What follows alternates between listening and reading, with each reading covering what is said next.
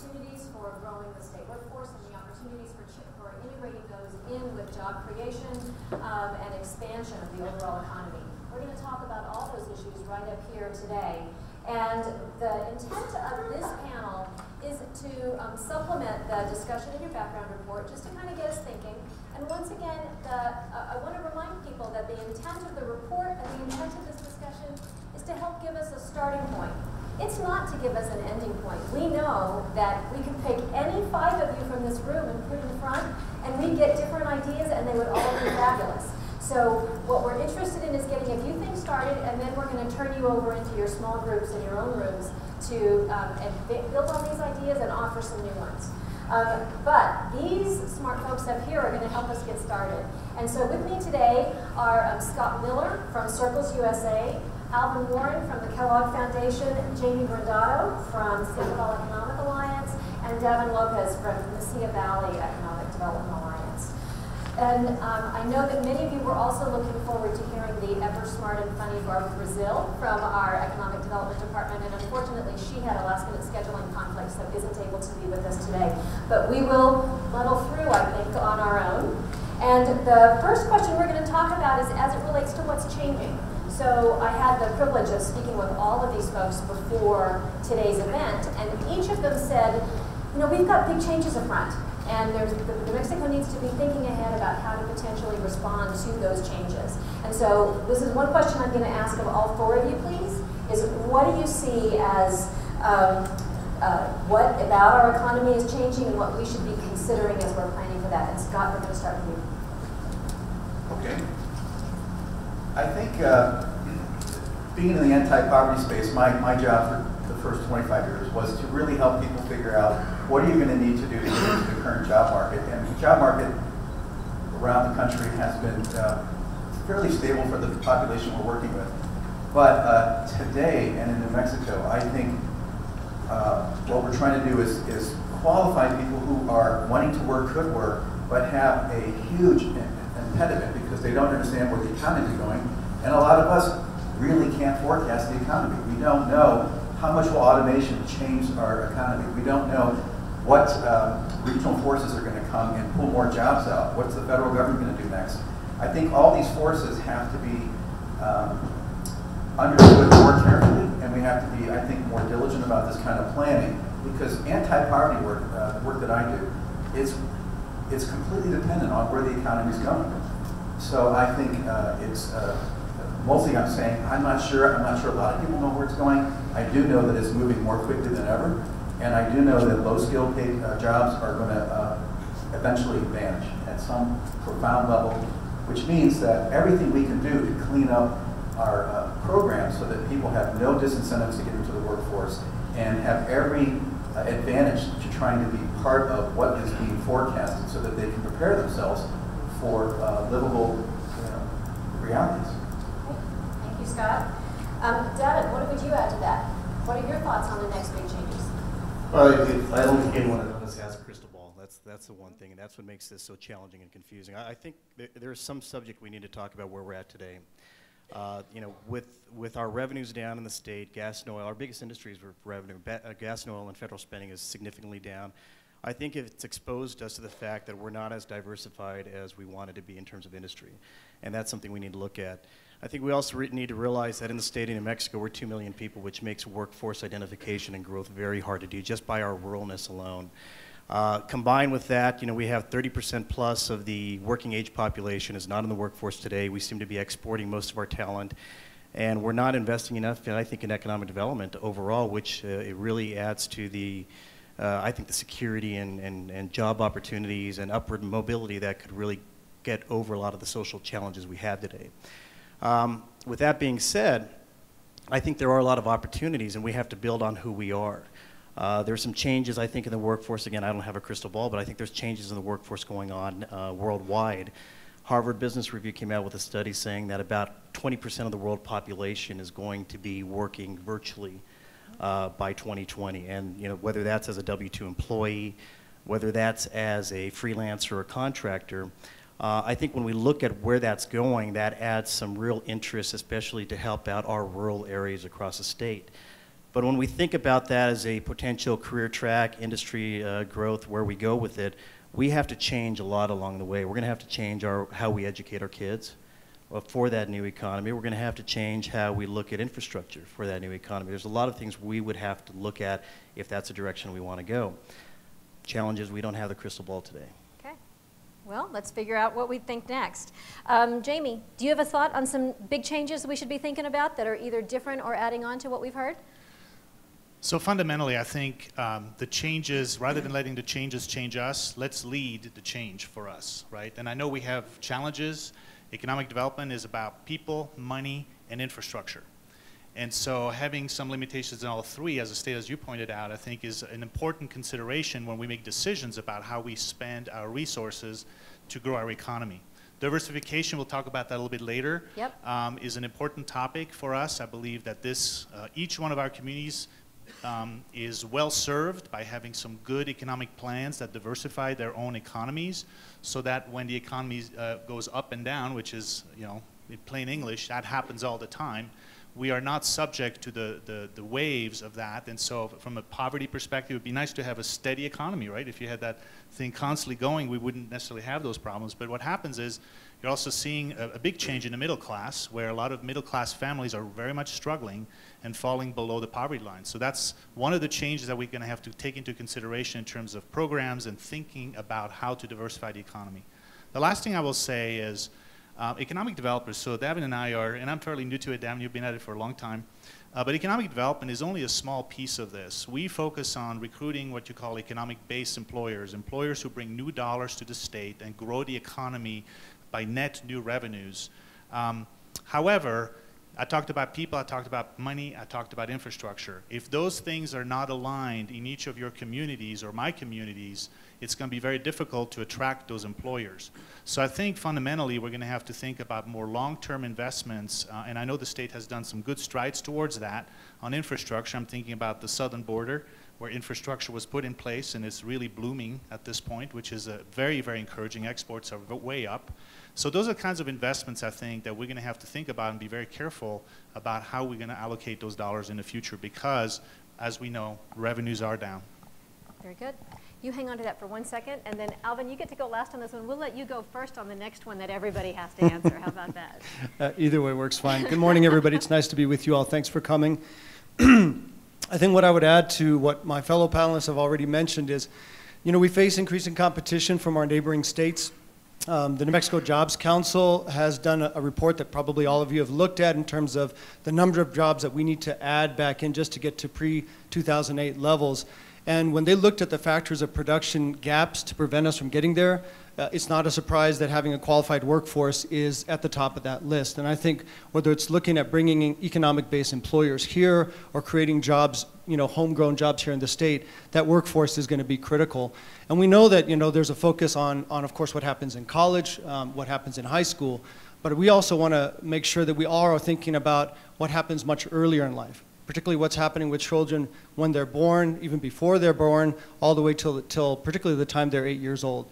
So we did get some good news in this area. New Mexico moved up 10 spots in the 2015 state preschool yearbook, which is a report that's put out by Rutgers University. Some of you might have seen that. We should celebrate this, but we should also recognize that still a full 60% of our state's 3- and 4-year-olds are not attending preschool. We have proven home visiting programs. We have proven early childhood approaches here in our state, but we still have huge gaps in terms of the number of kids, eligible children, who are not able to access that. That fundamental building block to put our kids on a pathway to success later in workforce is something that we're all going to have to think a lot more about. A second thing that I didn't hear mentioned here, but Senator Udall talked about it a little bit, is climate change. And he talked about it as water scarcity. So I'm a lifelong New Mexican, and I'm sure a bunch of us are really happy to see snow in the mountains here in May, right? It's fantastic. I remember seeing that when I was a kid. I haven't seen it very often since, right? So we may not all agree on this, but I think it's pretty clear that New Mexico is getting drier. Precipitation rates are changing. So without belaboring this, I think it's something that we not only must take into consideration, But I think, as Senator Udall kind of spoke to, we have an opportunity to be a leader in this, not just for our state, for our country, but for the world. If we were to be able to turn this challenge into an asset and build out our strategies and our industries around climate adaptation, that could become an advantage for us. And just kind of keeping this advantage idea going, you know, the demographics of the United States is changing. We all know that we're becoming, you know, increasingly, we're going to become a more diversified society. And at a certain point, we'll become a so-called minority-majority society in the United States. Well, New Mexico's already been there for a while. And I think one of the aspects of that is a fundamental strength for us is our linguistic diversity. Now, I don't think we've fully capitalized on this. So some of you may know, the educators in the room may know that our legislature and then our governor chose to create a seal on our high school diplomas that recognizes our students who are graduating fully bilingual. That is impressive, and it's something that's being rolled out now. New Mexico very much should be a state where having a bilingual workforce gives us a comparative advantage over other states. I think we've begun to embrace that, but in terms of the future, I think if we fully embrace that, it'll make us much more competitive. Very good, thank you. You two hang on to that one for a second. What I want to do is, what we did with this first question was sort of throw it out there and get some big ideas that are across different topic areas. But what we want to do for the next few minutes is focus in on a few things related to each of the specific chapters in the report. And as a reminder, each of you in this room are working in one of those small groups that are assigned to one of those topics. So listen in to the topic that you're paying attention to, but I want you to also think ahead, because tomorrow, you're going to be able to be listening in and seeing the recommendations that were produced by the other groups, and you're going to be providing some feedback to the others. And so what you don't want to do is be only focused on your topic. You want to be thinking about all of it, because you're going to have to be offering feedback and ultimately voting on all of the recommendations, the ones you developed as well as the other groups. So to that end, what we're going to do is we're going to spend a little bit of time on the economic security for families topic, then we're going to move into workforce, then we're going to talk about small business entrepreneurship, diversity, and federal investments. So that's our sequence here. And on the poverty front, Scott, you're an anti-poverty strategist, which is, I think, a quite splendid title. We ought to all figure out how to have something that fun behind our name. But one of the things you've been talking about is ideas for reducing or eliminating poverty in our country. What do you think is a strategy that might have the biggest impact on that here in New Mexico? I think there's three big ideas. One is that the economic-based jobs, I mean, as an anti-poverty strategist, I have been convinced over the last 6 years that I have to be a champion of increasing our economic-based work, because without great jobs, we cannot move the needle on poverty. There isn't any way to do that.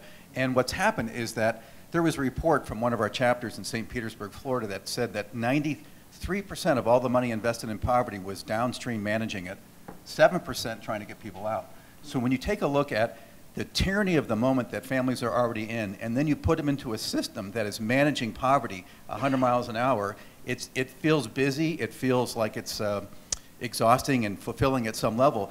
But when you ask yourself, what are we doing to make sure that people don't get into poverty, and how do we align this fantastic potential of workers to the future, that we have got to ramp up upstream investments. We have got to figure out research and development that's highly disciplined, that takes projects that are promising and can scale them.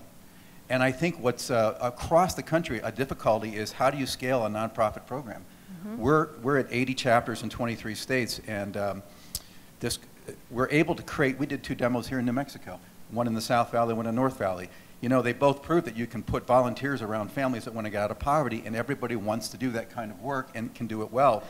But in order to scale it so it's a relevant strategy for New Mexico, there has to be a think tank, an R&D think tank process that combines education, economic development, and the human service part of all this together. I think, secondly, these cliff effects have got to get eradicated. We asked, do you want to get that later? Let's do that one in a second, because I know that Alvin wants to jump in on some overall strategy. So let's jump to that, and then let's come back to cliff effect, because I think we want to talk a little bit for the room about what that even means. Is that okay? Good, sure.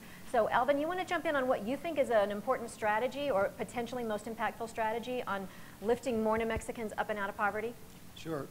So I think at the Kellogg Foundation, we actually focus on 3 strategies because we haven't found in our experience and in the research that only one approach is actually going to solve this very deeply embedded challenge, not just here in New Mexico, but other parts of the country. So the 3 things that we focus on are asset building. So as it sounds, helping families to actually build up their own financial resources so they can withstand shocks, provide better security for their family moving forward. Second, what we call employment pathways and partnerships. Excuse me. And this really is connecting individuals to employment opportunities that will improve their well-being. And I think 2 key parts of this are certainly the workforce training aspect of it, but another part of it is really making sure that the jobs that receive them can pay them actually a living wage that actually provide benefits. Because what doesn't necessarily help as much is to move somebody from being unemployed to being in what sometimes we term the working poor, where the public sector really has to absorb the additional costs that can't be borne by the salary and the benefits that they're receiving. The third part is considered, we call it income generation. It may not be surprising that a foundation that was founded by an entrepreneur, W.K. Kellogg was one of the 2 founders of the Kellogg Cereal Company, that we have an emphasis on entrepreneurship. So that's a third strategy, helping families to generate more income, not only for their own families, but actually help create jobs in their communities. One part that I would add that we're increasingly interested in, and I think this is something that's now been taken up by the White House and by other folks, is a 2-generation approach. So where can we work more intentionally, even across sectors, so that we're meeting the needs of children and their parents at the same time and in a coordinated fashion? Great, thank you.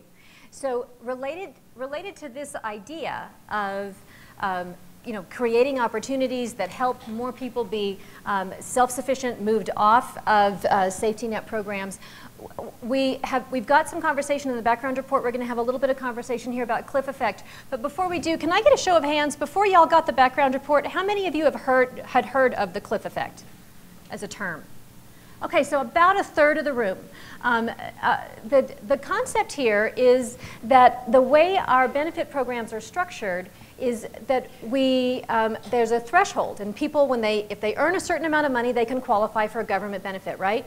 If they are working hard in their own families, they're trying to get a raise, they're trying to improve their situation, they might earn a little bit more. Well, it's entirely possible they might earn a little bit more that actually knocks them off of those benefits, and they lose more financially for their family than their little bit of a raise helped them. They metaphorically fall off a cliff. And it functions, unfortunately, potentially as a disincentive to trying to create the economic achievement that some of these families want to have. So, Scott, you've done a bunch of research on that here in New Mexico and in other places. And what I'm curious about is, what are the opportunities for smoothing that out? What are the challenges associated with that? What are the potential opportunities for that? Why is it, and why hasn't it happened already? Well, to answer the last question first, I think it hasn't happened because we're not aware of it. I think people can't believe that that you could get a raise. We just had a fellow in Utah. He got a raise, $14 to $17 an hour. He's a single dad with 3 kids in childcare. He did the numbers, and he's going to lose $500. That's the net loss of taking the raise. In this case, the employer actually liked him enough and pushed him into a higher to take care of the $500. Not every employer wants to do that or is going to do that. But Medicaid and child care are the 2 main problems. They're not prorated. So when you take a look at SNAP, TANF, and so food stamps, cash assistance, and housing, that's often pretty well prorated. It's not too bad a cliff. But when you take a look at what happens with child care and Medicaid, it can be devastating to get these raises or to come into the workforce. The second problem is it's almost impossible to figure out what will happen to you when you take these raises or this new job. So we built a calculator. It's in 10 states. The Community Economic Lab sponsored the calculator for New Mexico. But it will show the impact on your spending power of the 5 programs as you move 16 different income increments from where you are right now to the 200% of federal poverty level. It's unbelievably helpful. Just as an example, this woman we got a job for was going to get offered $17 an hour. And she is in tears because she's going to lose food stamps and she's going to lose housing assistance, what she was raised on. So the stability of that. But the fact was, at 17 an hour, she had plenty to cover all that, but no calculator in this particular community to show her that. So she's using her friends and her roomers and everything, any kind of information she can get to make a decision. In New Mexico, a chamber representative told me that there were 20,000 jobs that can't be filled in Albuquerque. We have 45,000 kids in poverty. Are you kidding me? We have 20,000 jobs we can't fill. We have what Mark Lobman has coined, a phantom workforce is being created here. We think we have a lot more people that should be employable, but they're not going to be able to take these jobs or feel they can't take the jobs. That's got to get solved. And it starts with just getting clear about just how ridiculous and devastating these cliff effects are right now for our economy and people. Fair enough, thank you. To that end, a big piece of this is the question of workforce. And when we think about what we're going to do to strengthen the workforce, pull more of the people that are not currently in the workforce up into jobs and making that situation work for them, we know that we've got two challenges, right? We've got one is how do we help these hard to employ people shift into the workplace, and then we've got a changing skill set that's changing fast. I mean, you guys all referenced that in your what's coming up different. It's changing quickly. So, Jamie, what do you see as the most promising changes or expansions that we could pursue that would help more New Mexicans enter the workplace and succeed there? How much time do we have?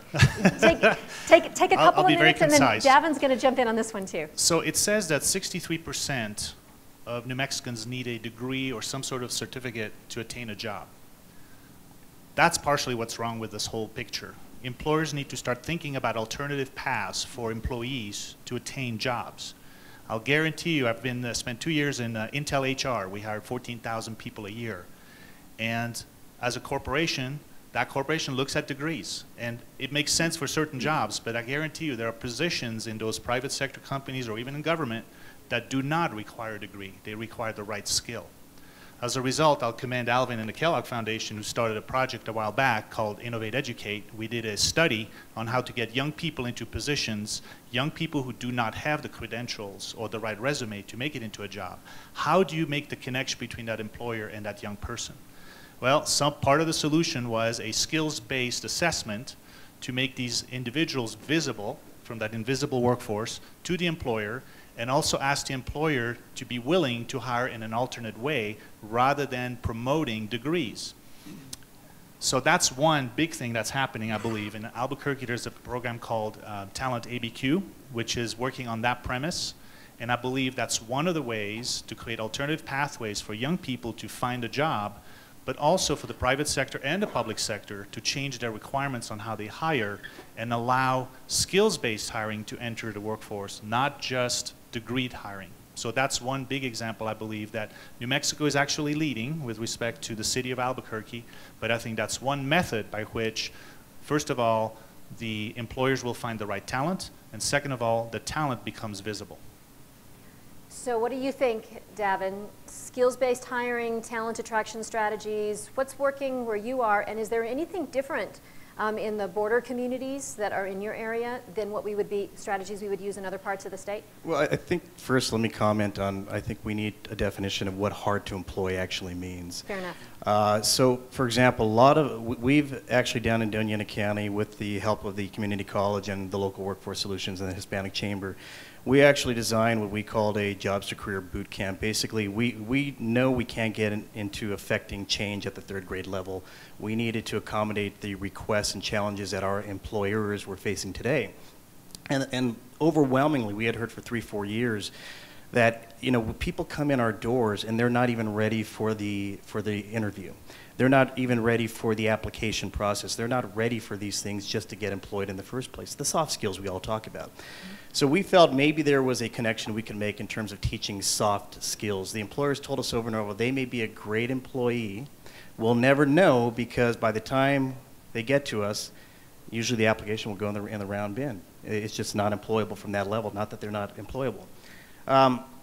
So that's one of the things that we've tried to overcome. So in terms of who's employable or not, in my opinion, most of the people are employable. It's teaching some ways to get in the door. I think there needs to be some spirited motivation in terms of wanting it. Every employer I talk to in manufacturing, they're not looking for a person that they're hiring for a specific position today.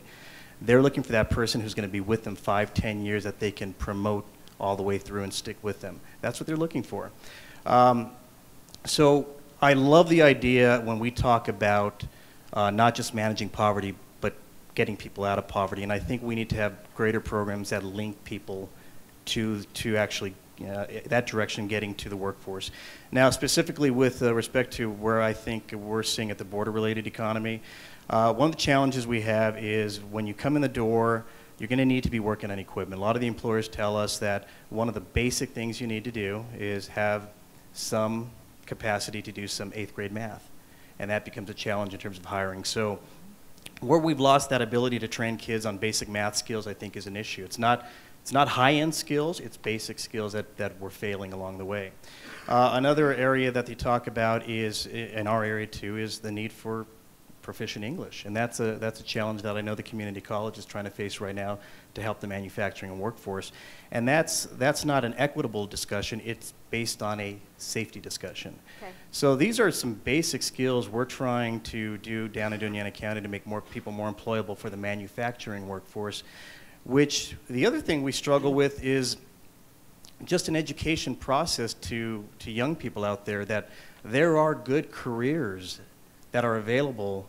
We're just not talking about them. For like manufacturing, if you grew up in the Midwest, back in the 80s, your father, your grandfather, they were all part of the auto industry. They made good money. You knew there was a career track. I think the challenge we see in Indiana County, maybe it's all of New Mexico, is I don't think kids understand the career tracks that are out there today. And that's another educational focus I think we need to concentrate on. Well, on that point, we know, Jemaie Bliven right this minute is hosting this awesome job fair right across town at Isotopes Park. They've got a whole array of educational opportunities to show 18 to 24-year-olds what possible jobs are available to them right now. So, Alvin, what do you think? What are the opportunities for learning from experiences like that? Are we doing enough of that? Do we need to do more? What should we change in terms of how we're supporting the young people that are trying to enter the workplace? So I think Jamie kind of did a great job already covering what Talent ABQ is about and talking about work keys. So I think what I would add to that, the event that you mentioned, I just heard, I think there's 30 employers. I'm looking at Erin because she just came from there. 30 employers now have signed on. I know the interesting thing that is a data point that should be, we can look at it two ways, right? So when we talk about opportunity youth, so these are youth who are out of school and out of work. They tend to look at those who are between 16 and 24 years old. There's about 20,000 such youth here in Albuquerque alone. That's pretty startling, right? We can also look at that as potential, right? That's an untapped asset to that invisible workforce that can be made job ready. And to think about how to make it easier for employers, to reduce the cost to hire, to make that pathway smoother. So I think the key thing to add is there are definitely examples of these types of models, partnerships between employers, between the higher education sector, particularly community colleges, high schools as well. How do we get those to be scaled up statewide? And how do we also make sure that, particularly at community colleges, they have a bit more flexibility or agile enough to respond to the sectors as they grow, to the employer's needs? Because those are the soft skills, those are fairly standard, right? But the hard skills that need to be taught to respond to current industries and growth industries, those I think mean a constant discussion and structures to make that happen.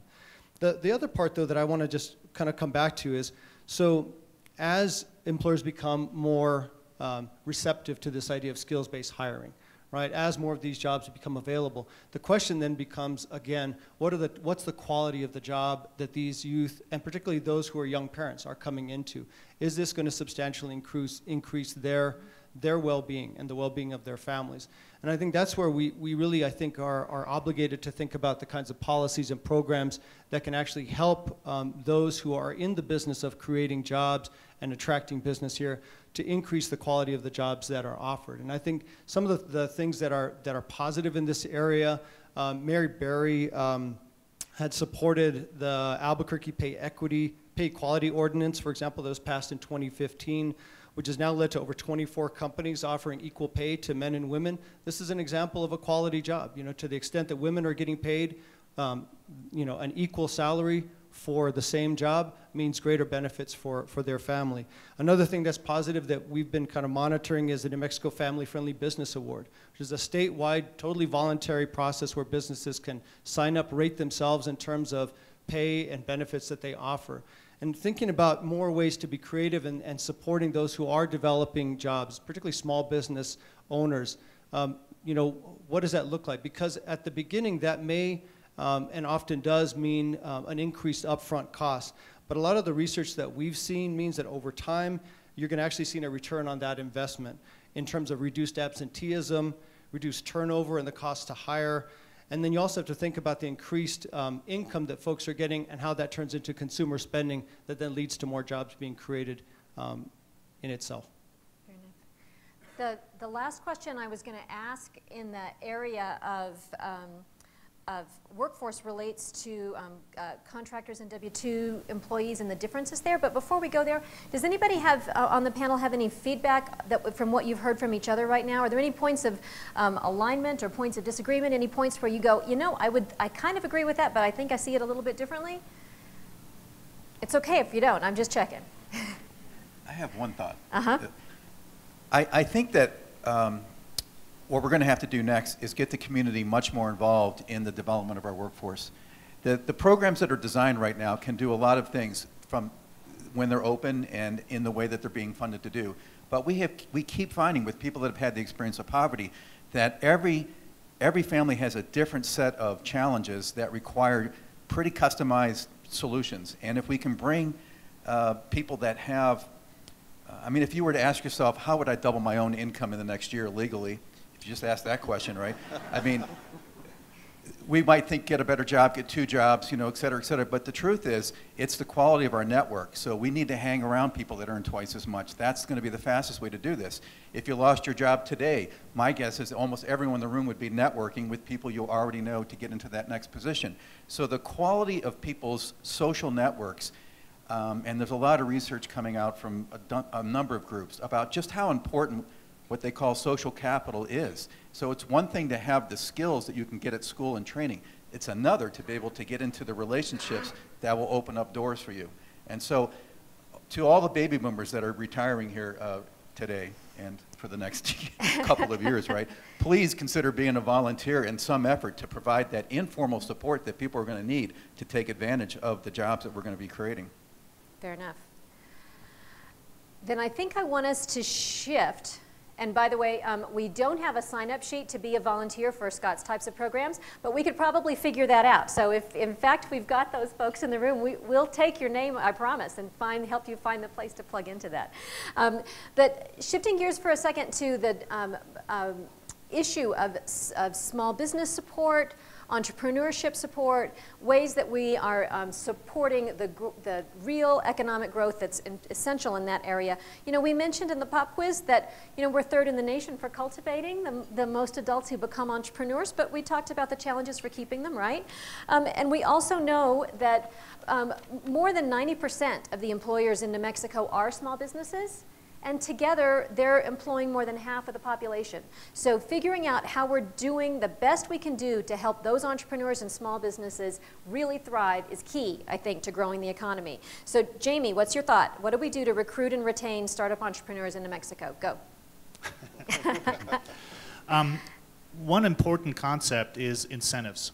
As developers, we work with the state of New Mexico to put out incentives, right, for companies to hire. So there's incentives that help you hire and train, incentives that help you start up an operation with lower capital costs, tax credits that reduce your operational costs. Well, it turns out that those credits are available for small businesses. And when I started this job in Sandoval County, many businesses were unaware. They tend to say, well, only the big companies benefit from this. We have a job, and if you guys know small business owners, have them talk to their local economic developers. Those incentives are available for the small business. A couple of examples, small manufacturer in Corrales, New Mexico, building some incredible touchscreen technology for engineering and museums. They're hiring 3 people, and they're getting 1, federal support to do the training, very specific training. 2, they're getting some funding money or closing fund money from the state of New Mexico to enhance their manufacturing floor. So those are just examples that those small businesses have access to that. Educate them, bring them to us. That's one of the number 1 things we need to do because they are in place. The second thing is entrepreneurs. I see 2 kinds of entrepreneurs. One, necessity is the mother of invention. So when you don't have a job, it's incredible how people come up with really terrific ideas. So we do need to nurture an environment that helps them move their ideas forward. So that's one aspect. But I also know entrepreneurs who just like to be entrepreneurs. They're generally optimists, and they compete fearlessly. And what I've seen in New Mexico as a culture is we tend to compete shyly. I think we need to be fearless. We need to go move forward, learn from those entrepreneurs ourselves in our own organizations, not-for-profit or for-profit, and really start competing. And the word compete is important because, as someone pointed out earlier, we're competing with neighboring states, we're competing with other states outside the Southwest, and we're competing with the world. So we have assets. We need to identify who we want to be, how we want to shape our future, and help those entrepreneurs help us lead us in that direction, because they're the ones who are optimistic and will teach us how to compete fearlessly. Fair enough. So Davin, what do you think? Do you add to those? And while you've got the mic, talk to me. What does it mean to think like an entrepreneur? Everybody says we need to have everybody doing more of that. What does that even mean? Well, I'll try and answer that question first. You know, I think an entrepreneur is a very special person. I think it's very hard just to say I'm going to think like an entrepreneur. I think it's a very special person that depends on the circumstances in life. It's kind of, they go back to the cliche, inspiration or desperation, what makes people take risks in life. I think in terms of going back to your original question, in terms of small businesses and entrepreneurs, I don't like to just clump them together. Small businesses can be both economic-based businesses, and they can be service-related business. I think if we want to support entrepreneurialism in terms of service-based business, we got to not take our eye off the ball of creating an economic base. We have to grow the economic base because that's what feeds the entire opportunity for a service industry to grow. Pause for 1 second. Yep. Raise your hand if you know what an economic-based job is and how it's different than, say, a traditional service sector job. Okay, we got 2/3 of the room or so. Quickly, define it for us. Yeah, and it's a great question. We have to remind ourselves all the time, or come up with a sexier term that people are going to remember what it means. I'm not sure. I've been saying it for 11 years, and I know the Economic Development Department has as well. But basically, economic base is a company that's going to export a product or a service. And the whole reason for the export function outside the state is because it brings new dollar flow into the state. New dollar flow creates more spending in the state. That spending goes to the local service-based businesses, whether it's a mom-pop-based business or whether it's Walmart. It feeds the service economy. So without economic base, we basically don't have a service economy which to grow off of. So getting back, so we need to grow economic base to support that economy. And I would bet the majority of our small businesses in New Mexico are probably service-related first. So now we get to the other aspect of how do we grow the entrepreneurialism and innovation within the economic base industries. Those new manufacturers, those new, the people coming out with the new technology and innovations that they're going to export across the world. To me, that's very unique. We need to have some unique support services around that. You can't create the entrepreneur, you got to be the entrepreneur, but I think if you create, and I know we've said this ecosystem a lot, there's a reason why floods of newly minted MBA graduates go to Silicon Valley. It's because that's where all the sources and services are. If you need to find your capital, that's where it is. If you need to find a team to work around you who has the same vision, idea, and risk-taking, that's where it is.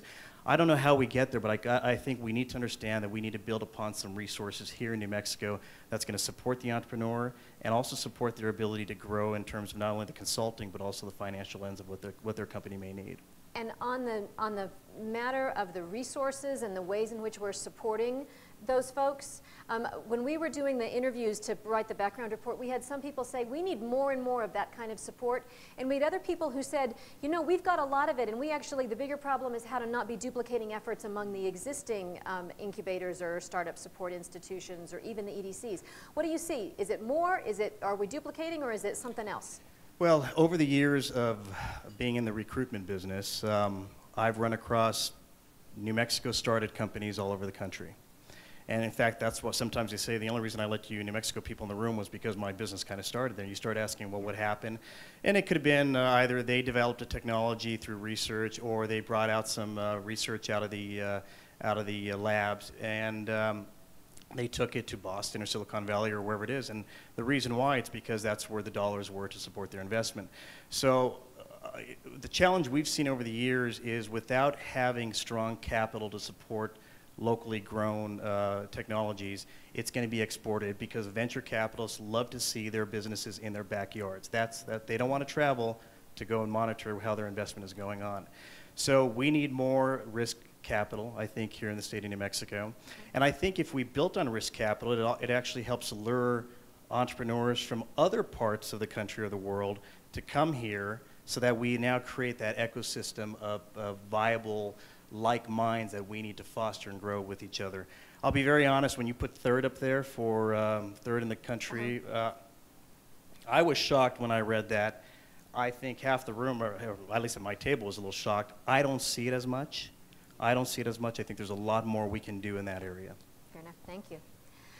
Alvin, we're going to jump to you right quick before we leave this topic, and that is one of your concerns or priorities is unique support is needed for low-income entrepreneurs or entrepreneurs of color. Any strategies that you would add to the conversation we've already had as it relates to those specific populations? So not to put somebody in the audience on the spot, but Robin Brule, some of you might know her. She can't see me, but so she works both with Nusenda Credit Union and also with the city of Albuquerque. Robin and a number of other leaders from Albuquerque have been engaged in a process through something called Living Cities, which is a national entity. They have a specific program or initiative called the Integration Initiative, and they underwent a year-long planning and assessment process that now has moved into an implementation phase. And to this question, they actually gathered a large number of folks from across Albuquerque to really explore this particular challenge. And this is what they came up with, and it kind of feeds back with what folks have heard. So what are some of the barriers to low-income entrepreneurs, as well as entrepreneurs of color? So difficulty accessing capital. So this theme about availability and accessibility of capital plays out for those two groups of entrepreneurs, but also in different ways. Because some low-income entrepreneurs also have challenges because they either have limited or no collateral, or because they have challenged financial histories. There's also this sense of individuals being not quite business ready, so that when they try to access capital, they're not as easily able to access it. And also having a lack of access to business training, financial management, marketing, sales. Scott mentioned access to networks. This is also just as true in entrepreneurship. If you have friends, if you have colleagues who have gone down that road before, you're more likely to know what the path looks like. But without access to those networks, it makes it harder, right? And mentors who can actually help guide folks along the way. And also a lack of awareness of existing resources. So this goes kind of, Heather, to your question. And I think it's a both and. I mean, there are some specific places where resources don't exist, and that could mean a specific geography or even a particular neighborhood or for, a particular community. But a lot of times it's also that folks are not aware of the resources that are out there, or they may go through the wrong door. They may frankly go to what they hear about and find that that's actually not the best resource for them, and there's no connectivity in the system. So this is also something that Living Cities is taking on here, using, and this is just happening now, a system of navigators that are that are placed in specific communities. And it's interesting to say that this is not just focused on low-income entrepreneurs, but also on tech entrepreneurs, because there's a reason to provide that kind of navigator support to different types of entrepreneurs. But also then creating an actual technology platform to connect all the providers so there is no wrong door. And this isn't new thinking. This has been thought about in health for quite a long time, in education as well. I think some of the interesting things I'd like to lift up, I might as well continue embarrassing people in the audience. So Andrea Plaza is here with Encuentro, really has led this incredible effort to meet immigrant entrepreneurs where they are, where there's that passion, that desire to create businesses or to build businesses, but to be responsive to those. And now I can say that kind of approach is being embraced by other organizations, West and others, that really realizes, again, this is an untapped asset for our state, our immigrant community, our immigrant entrepreneurs here in New Mexico. I look at what CNM's doing through their Stimulus Center, another really exciting effort. They have an Ignite Community Accelerator, a boot camp, but specifically creating pathways for entrepreneurs of color, for low-income entrepreneurs to access those assets as they're being built out. I think we're seeing alternative micro-lenders responding to the needs that are happening in the community to make capital more accessible, but we're also seeing some experimentation, and not to embarrass Robin, but Nusenda is piloting this idea, or actually has implemented this idea called co-op capital, which uses membership-based organizations to get around this issue of collateral. So really thinking creatively to get around these kinds of barriers so that the entrepreneurial potential can be unleashed in the folks in our communities. Nice. Yep. One comment I'd like to make on that, and I think it is important, we run into this all the time, is there's a lot of organizations out there that do provide support services, you know, SBDCs, the SCORES, the Wests of the world. I'll be critical of ourselves. You know, we don't know everything they do, and they don't know everything we all do. And a lot of times we have an entrepreneur come through our door, and they're starting at the basic business plan. And, you know, that's not what we do. We try to connect them to the right folks. But I think one of the challenges we have as individual organizations is how do we work best with each other to reduce the potential duplication of services, number one. But number two, in effect, how do we share that same client and help them along their needs all along the way? And I think that's a missing piece. Fair enough. Very good. In the interest of time, I want us to shift to industry diversification. Huge issue. You know, we showed on the screen that the largest industry sectors by employment are healthcare and retail, but we know that when we look at the industries that make the biggest contribution in terms of dollars to state budget, upon which we have pretty significant reliance, we know federal investments are very high on that, as is our investments by the oil and gas industry. Those make up a huge portion of our state budget, very significant portion of the investments that we need to sustain the educational system in our state. When we look at those things, there are always conversations about what's the right way to diversify our economy, what's the right way to grow it, what's the right way to hold on to and manage what's working well for us and to support what's working well and grow new revenue and employment streams. So Davin and then Jamie, best opportunities for diversifying industries? You can go statewide or you can go regional, because it may be that this is more of a regional discussion. Well, my feeling is I think this gets back to our discussion of workforce. It's, again, limited workforce today that we have to work with. And I go back to, I love we get into areas where we need to educate and train. And Jamie, you may feel the same way, but sometimes I'm not going to be able to wait 15 years for that to happen before I can have a workforce ready for the company to be desired and want to come to the area.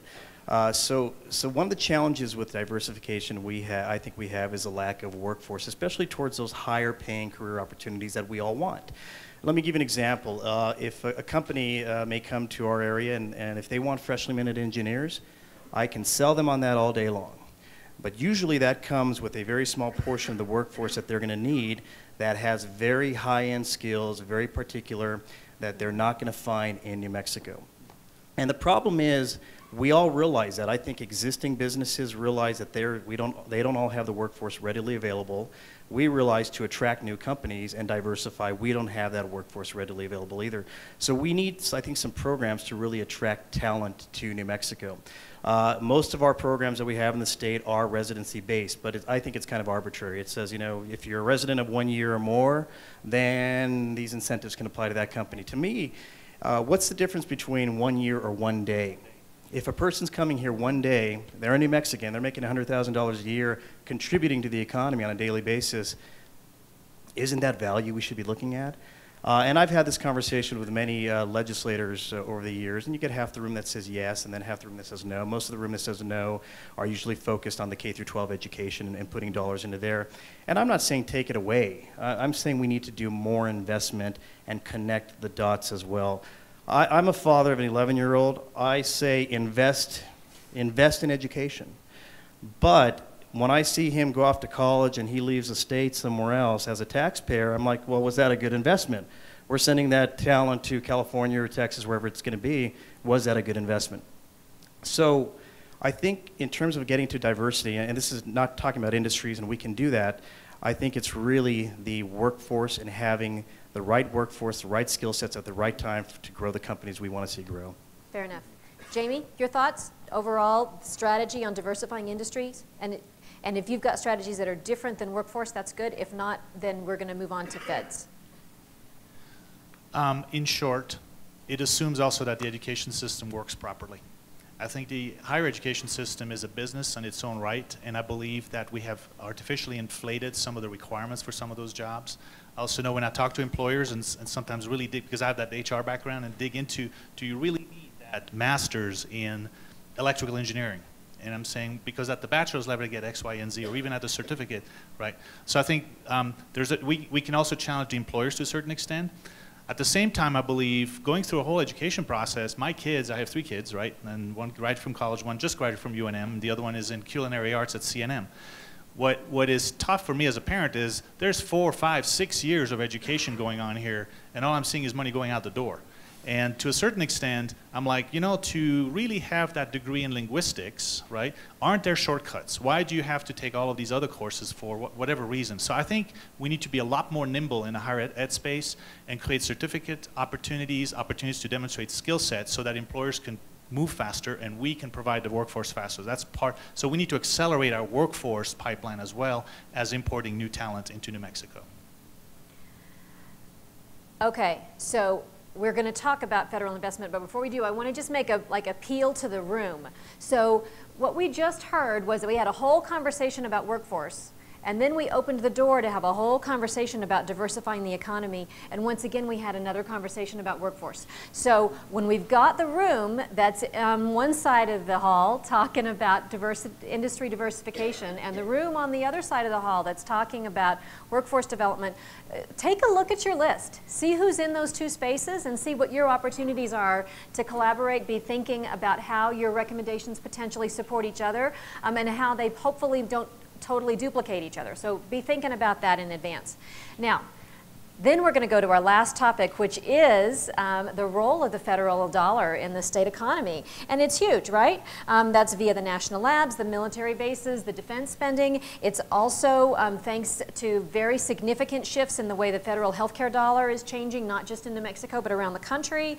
And there's no question that people talk about that as a double-edged sword. You know, some people say that we are overly reliant on federal dollars, and we need to be putting all of our energy into diversifying traditional private sector economy.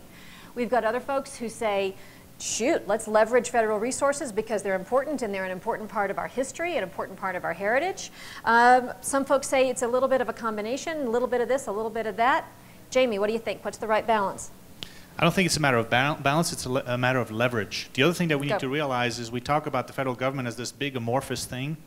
We need to be very nuanced about where those dollars come from. There's defense dollars, like you pointed out, there's energy dollars, there's research dollars, there's healthcare dollars, and even in the healthcare sector, those dollars come in different ways into our communities.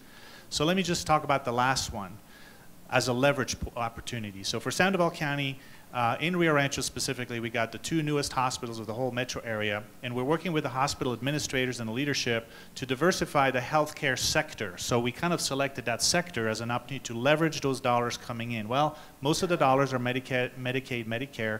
They're net new dollars coming to the state, but it enables private sector companies to start launching rehab facilities, other facilities that will draw some of those dollars in. Oddly enough, these are not economic-based employers by the strict definition, but they do bring new dollars in.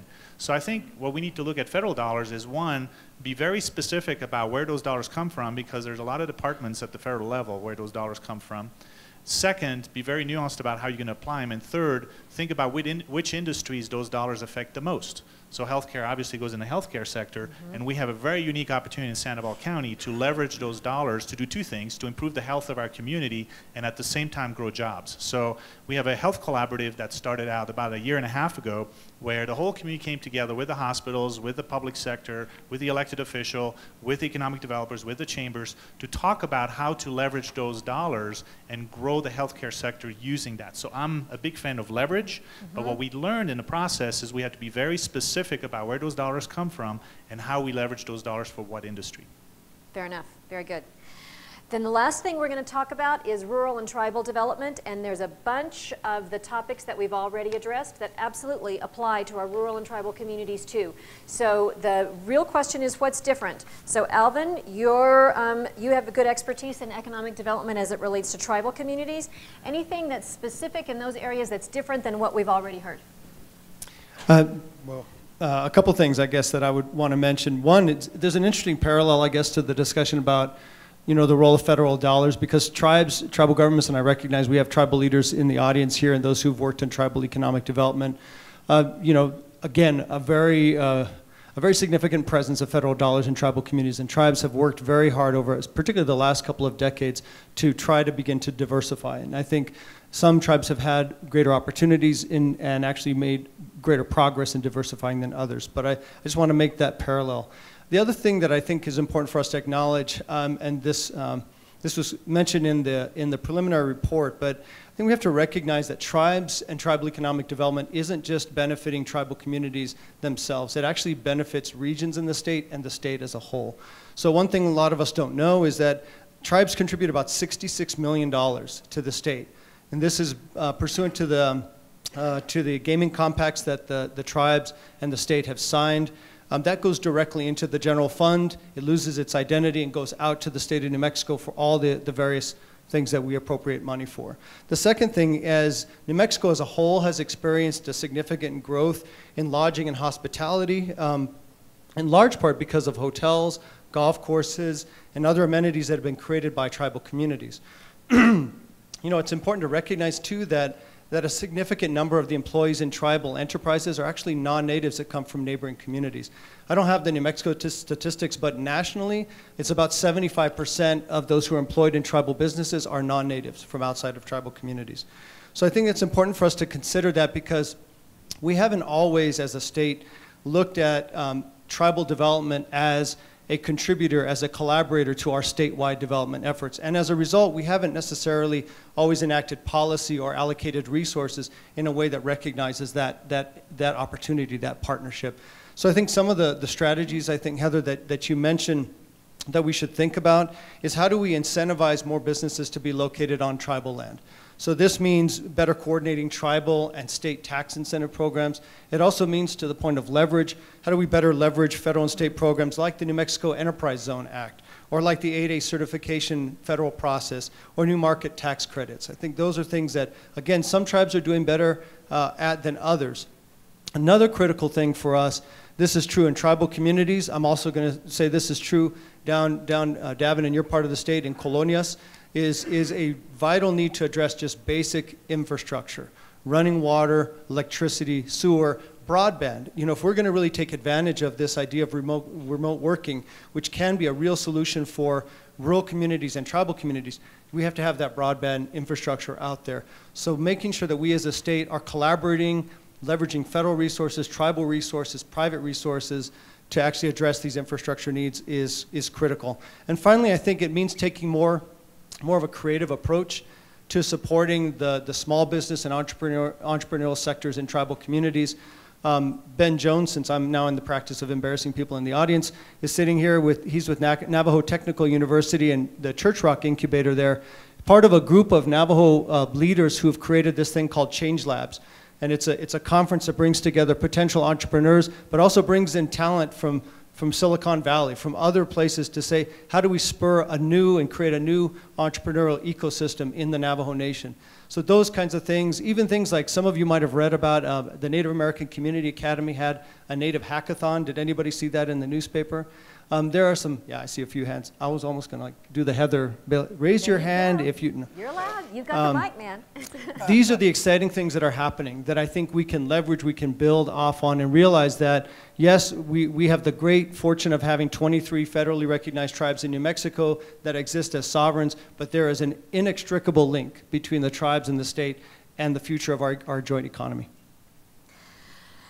So when we think about tribal lands, rural lands both, we know that agriculture is a huge piece culturally of our state. It's a big piece of those economies. Around the state, there's a number of people in this room today who've been taking part over the last 6 months in a statewide project on agricultural resiliency, calling out Michaela Fisher over here at this side of the room on that initiative. But one of the things that we know is that these kinds of traditional industries may have pretty different economic development needs. Davin, do you have any thoughts on unique challenges or unique opportunities for us in terms of supporting or providing the right next step for our most traditional industries in rural areas? Well, and that's a great question. I mean, I think we have to make sure to realize the cultural aspects we have in rural areas can be a benefit, can be a niche in terms of trying to grow some type of industry. Value-added agriculture, traditional agriculture, that is an area that we see in the southern part of the state that has real promises, I think, in rural communities. But and I'll go back to the conversation that you just mentioned regarding rural communities need other things, so infrastructure, and we need to be thinking about those rural communities in a different way. I'll agree completely. If we want to think about this as the virtual economy and what that brings to the workforce, I think for our colonias to tribal areas, there's some incredible opportunities in that realm. But we got to start thinking about what infrastructure really means. Infrastructure might not be the traditional aspect. We need a big road to carry trucks. It may be the investment in the broadband and different types of broadband delivery, not only in the ground, but utilizing the new technologies that are out there, in terms of the balloons and the UAVs and everything else, providing telecommunications to rural areas. I also think we got to be very careful too in terms of closing the loop. We want someone to have the skill set to thrive in a rural economy or frontier economy or tribal lands, but we got to be careful that if they can do this type of work from anywhere, we get into the same challenge. How do we keep them there? How do we want them to stay there? Because then it becomes, are we exporting that again? And that gets into a lot of quality of life discussions, I believe. But getting back to, we need to maintain cultural roots. And I know in Doña Ana County there's a lot of different programs that look at agriculture, how to stimulate kids staying within the agriculture, but also connecting the dots in terms of how do they make a market for themselves out of it. And I think that's the connection. We just can't teach a skill. We got to teach the marketing aspects, the business aspects, entrepreneurial aspects. How do you develop that skill into creating an income and being a positive addition to the economy here in New Mexico? Great, thank you.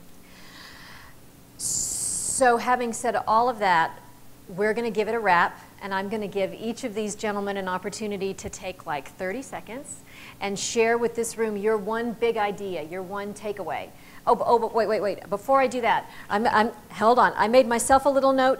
When you guys were talking about broadband and you were talking about workforce development, I just want to let you know, we have a joke on staff that we could throw a town hall on left-handed flute players. I mean, that could be the topic, as random as that. And we would get a recommendation on the need for statewide broadband, and we would get a recommendation on the importance of integrated, sensible workforce development. So I'm just going to tell you that those topics, they come up whether we're talking about healthcare, whether we're talking about education, whether we're talking about energy. And maybe someday we do throw the town hall on left-handed flute players, and I'm guaranteed that those two items will come up. So just know, total cross-cutting across all topics. So now I'm going to say parting words, 30 seconds a pop, the big idea that you want to share with this room before they go into their small groups and start talking. Alvin, you get to go first because you had to go last before. Why do I think that the thing I'm going to remember most about this morning is left-handed flute players? Well, there you go. It's right there. I think the main thing is really about how do we think through this massive challenge and opportunity together.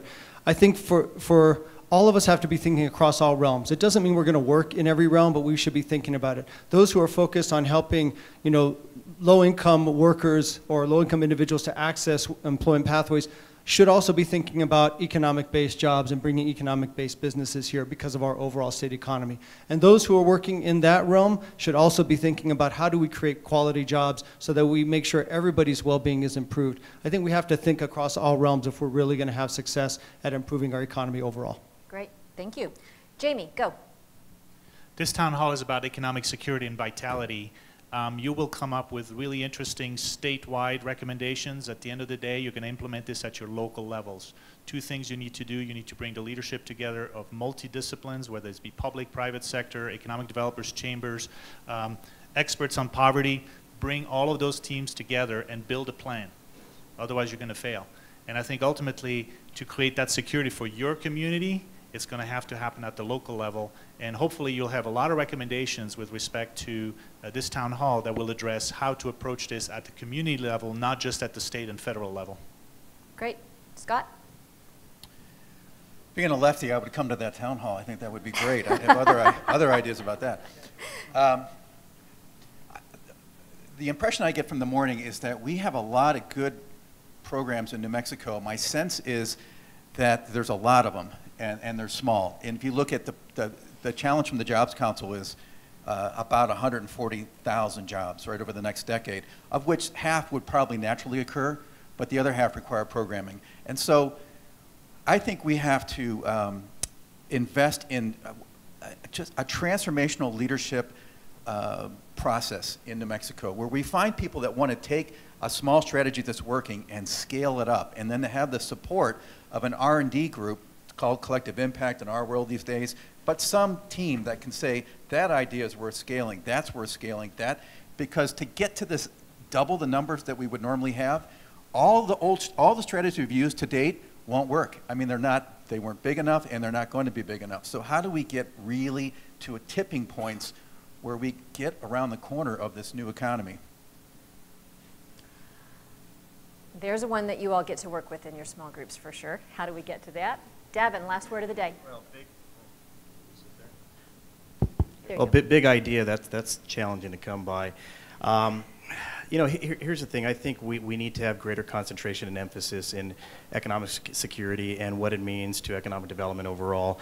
I think the big idea you should come up with is how to make economic-based jobs a sexier word so everyone understands immediately. That'd be one. But recognize who we are. We're a rural state. My economic-based strategies will maybe work for a few areas around the state, but really reaching those rural areas, it's very challenging to do. And I think we need more programs that focus on the unique needs of different rural communities throughout the state. And I want to be clear, that's not, and this goes to the scarcity issue I've been reading about, which I've been fascinated about because I've been reading it, I've been in conversations without saying it's a scarcity issue. But we always take about to do one thing, we got to take money from another program to do it.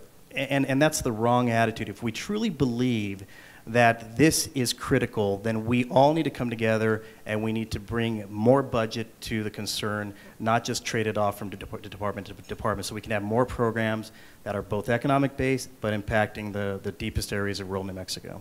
Fair enough, fair enough. So, folks, the intent of this conversation was to get our juices flowing, get us all thinking, get a sense for where we might start this conversation. Do you think these folks did that? All right.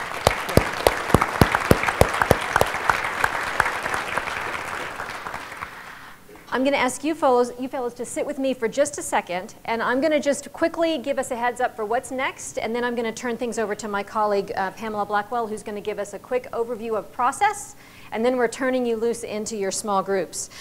So this is where we're really going to turn to the hard work of it. The hear us talk business is just about over. You're going to clear out of here in a second.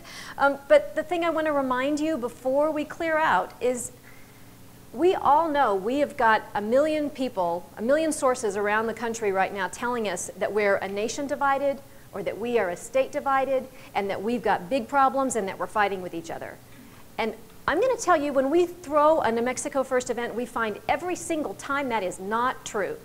And it's not true because you're here and you choose for it to not be true. And so I'm asking us to all be committed to that notion. That's not our story today because we're choosing that that's not our story. We're all here to say, what are we doing to strengthen New Mexico? And before it's all said and done, some of the ideas you walked in the door with are going to hit that final platform and you're going to be thrilled. Some of the ideas you walked in the door with might not hit that final platform because it's maybe not their time. They don't represent consensus yet. That doesn't mean they're not great ideas.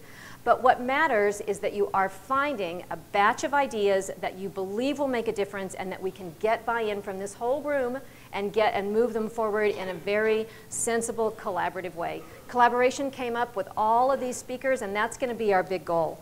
So we're asking you to set aside your political parties. We're asking you to set aside your stakeholder stereotypes. We're asking you to say we're all in it together to advance a platform of change, and I absolutely believe we will do that. So Pamela, you tell us the how we're going to get that done, please. And gentlemen, we can slide off.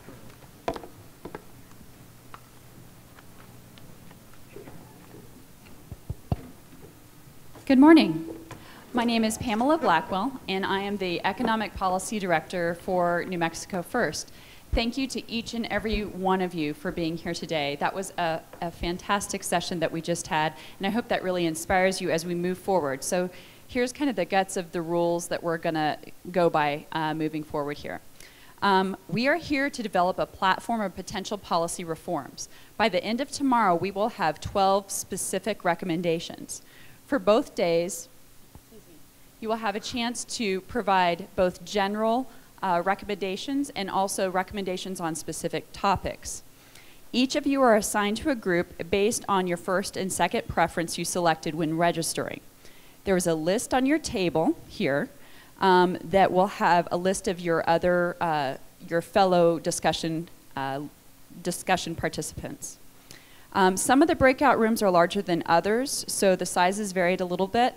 We did our best to even out the number so you don't have too small a group or too large a group to have really productive conversations. You'll be guided through this process through our leadership team members. They are a superb group of individuals. Each group will have a discussion leader to manage your deliberation and a recorder to synthesize the recommendations and visions that you all come up with. Can I ask all the leadership team members to please stand and be recognized? Okay, here? All right.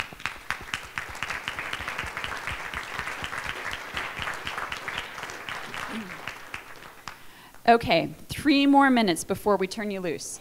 Let's preview the process we'll use to get to our 12 recommendations. Step 1, we'll study the issues. This is the phase that we just completed in addition to the background report that you all had a chance to review beforehand. Step 2, let's explore our possibilities in small groups. This is the phase that you are about to begin. Step 3, each of the groups are going to develop a vision statement. This provides you with a moment to think big, kind of like the last question that our panelists were asked here in this last session. So we want to do some big picture thinking for what economic security, vitality, and excellence means for our state. For this, you are not locked into your group topic, okay? But these vision statements will be included in the background results report for this town hall. Next, we have an example of one that we've done from the Energy Town Hall a few years ago.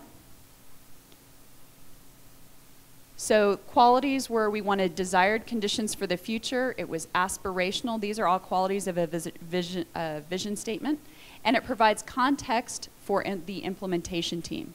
So by the year 2026, we want to envision that New Mexico has become a vibrant global leader in conventional and renewable energy production. We will achieve this by maximizing our current strengths, abundance of energy resources, and a wide spectrum of energy types, a spirit of innovation, and commitment to a diversified economy.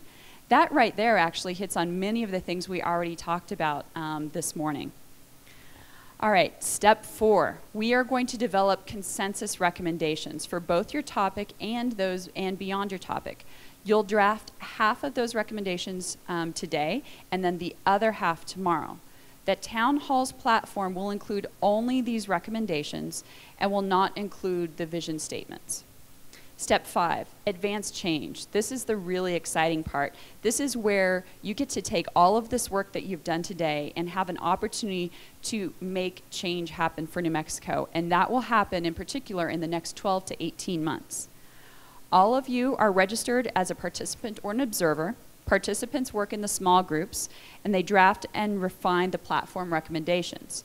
Observers are allowed to move from room to room. However, we do ask that the observers you share your insights or your thoughts during break times rather than trying to contribute to the conversations going on with the discussion groups. It can be very difficult. We're not trying to be mean about this. It can be very difficult to garner these recommendations and consensus if you have people kind of coming in and out of the discussion. For those of you who are still on the participant wait list, we probably have good news for you. we can find a space for you within the discussion groups. And likewise, for those of you that feel that you're not able to participate both days, we can also move you into an observer position as well. And certainly we welcome your participation in whatever capacity that you feel comfortable. For everyone else, take a short break, take a breath, open your minds, open your hearts, and then please go to your assigned rooms, and you will have a 15-minute break right now. So thank you, everyone.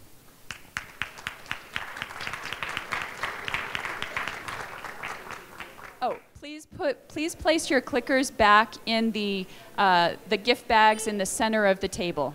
Thank you.